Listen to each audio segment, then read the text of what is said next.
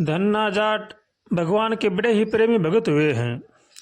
उनका भगवान के ऊपर पूरा विश्वास था। भगवान के सिवा वो किसी को नहीं जानते थे। संसार में उनका किसी के साथ कोई संबंध नहीं था। धन्ना जाट गृहस्थी थे, फिर भी वो भगवान में लीन रहते थे। भगवान के सिवा उनका संसार में कोई नहीं था। वो भगवान के बड़े ही प्रेमी भगत थे। बचपन में ही उन्होंने भगवान के ऊपर विश्वास था।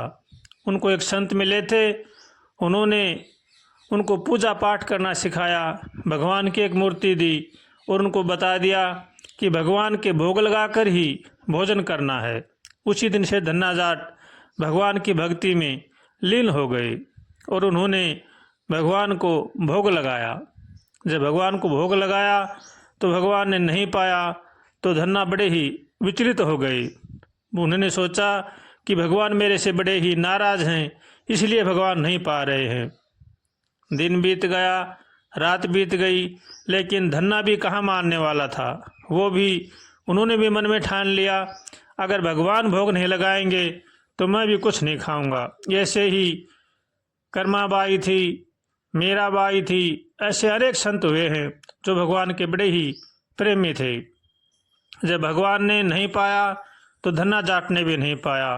फिर भगवान को उनकी भक्ति पर, उनके विश्वास पर आना पड़ा और उनका भोग स्वीकार करना पड़ा।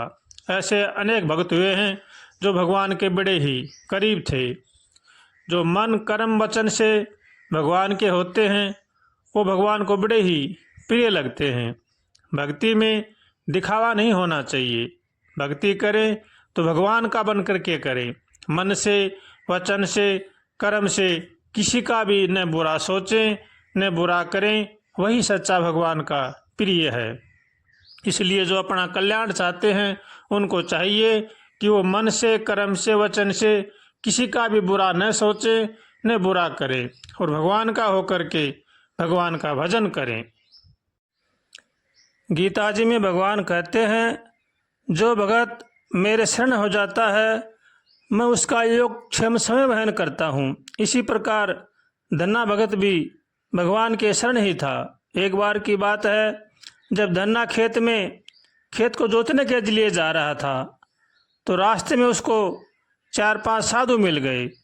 उन्होंने कहा कि हम 2-4 दिन से भूखे हैं, हमें कुछ अन्न जल चाहिए। तो धन्ना बड़ा ही संतों और भक्तों का प्रेमी था। घर पर जाना उसने उचित नहीं समझा। उसने सोचा कि अगर घर जाएंगे तो उनकी पत्नी थोड़ी सी उनके अनुकूल नहीं थी, इसलिए उसने उस बीज को ही उन साधुओं को बांट दिया और खेत में जा कर के खेत वैसे ही जोत कर आ गया। जब धन्ना खेत में से आ गया, उसके 10 दिन बाद में जब लोगों ने कहा कि धन्ना का खेत तो बड़ा ही हरा भरा हो रहा है, तो उसने थोड़ा सा मजाक समझा कि लोग ऐसे ही कह रहे हैं। लेकिन जाकर उसने खेत को देखा तो धन्ना बड़ा ही खुश हो गया। वो भगवान की मस्ती में नाचने लगा और भगवान को बड़ा ही धन्यवाद देने लगा, क्योंकि उसने खेत में बीज नहीं डाला था और बिना ही बीज के भगवान ने उसके खेत को निपजा दिया। भगत की भगवान ऐसे रक्षा करते हैं। धन्ना भगत भगवान की मस्ती में नाचने लगा और गाने लगा, नंद लाला राधा जी के सांवरिया हो ब्रज बाला, राधा जी के सांवरिया सब दुख दूर हुए जब तेरा नाम लिया। नंद लाला राधा जी के सांवरिया सब दुख दूर हुए जब तेरा नाम लिया। हो कुण जान तेरी महिमा श्यामया, कुण जान तेरी महिमा श्यामया अजब निराली रे, त्रिलोकी को नाथ जाट के बन गयो हाली रे। हो बन गयो हाली, बन गयो हाली, बन गयो हाली रे। त्रिलोकी को नाथ जाट कर बन गयो हाली रे। त्रिलोकी को नाथ जाट कर बन गयो हाली रे। हमारे देश में ऐसे अनेक गृहस्थी संत हुए हैं जिनका काम भगवान स्वयं करते थे। उनकी देख रेख भगवान स्वयं देखते थे। जो मन कर्म वचन से भगवान के शरण हो जाता है, भगवान उसकी रक्षा अवश्य करते हैं। तो हर मनुष्य को चाहिए कि वो भगवान की शरण में होकर के भगवान का भजन करे। ऐसे हमारे देश में अनेक संत हुए हैं जिनका नाम लेने मात्र से जीव का कल्याण हो जाता है, जिनका भगवान ने स्वयं काम किया है। धन्ना जी का, मीराबाई का, नरसिंह मेहता का काम, नामदेव का, जो भगवान ने स्वयं अपने हाथों से काम किया है, वो बड़े ही भगवान को प्रिय थे। इसलिए जो मनुष्य अपना कल्याण चाहता है उनको चाहिए कि वो मन कर्म वचन से भगवान का होकर के भगवान का भजन करे। किसी के साथ भी किसी प्रकार का राग द्वेष नहीं करे, सबको भगवान का समझे, सब में भगवान को देखे। यही जीव मात्र का कर्तव्य है। गरीब असहायजनों की सेवा करे, माता पिता की सेवा करे और अपने परिवार का पालन पोषण नेक कमाई से करे। किसी के साथ भी किसी प्रकार का छल कपट न करे, चोरी जारी न करे, बेईमानी न करें और भगवान का होकर के भगवान का भजन करें। इसी में ही जीवन का लाभ है और यही जीवन का उद्देश्य है। इसलिए जो अपना कल्याण चाहते हैं उनको चाहिए कि वो भगवान की शरण में रहें। आओ आओ जी लगाओ भोग नंद के लाला जी, आओ आओ जी लगाओ भोग नंद के लाला जी।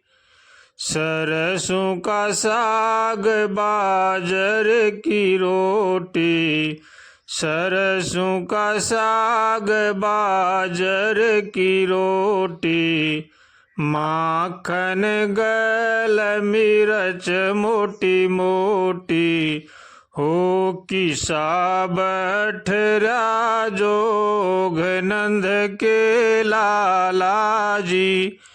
आओ आओ जी लगाओ भोग नंद के लाला जी, आओ आओ जी लगाओ भोग नंद के लाला जी। मोर मुकुट सुन मुरली वाले, चुप के भोग लगा ले, न तो हंसी करेंगे लोग नंद के लाला जी। आओ आओ जी लगाओ भोग नंद के लाला जी, आओ आओ जी लगाओ भोग नंद के लाला जी। मंत्र न जानू तंत्र न जानू, मैं तो सब कुछ तुमको जानू, हो तुम ही पूजा के योग नंद के लाला जी। आओ आओ जी लगाओ भोग नंद के लाला जी।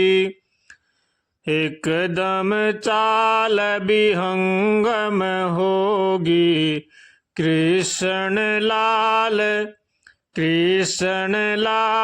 बदहर रोगी, कट 84 जाल नंद जी के लाला जी। आओ आओ जी लगाओ भोग नंद जी के लाला जी, आओ आओ जी लगाओ भोग नंद के लाला जी।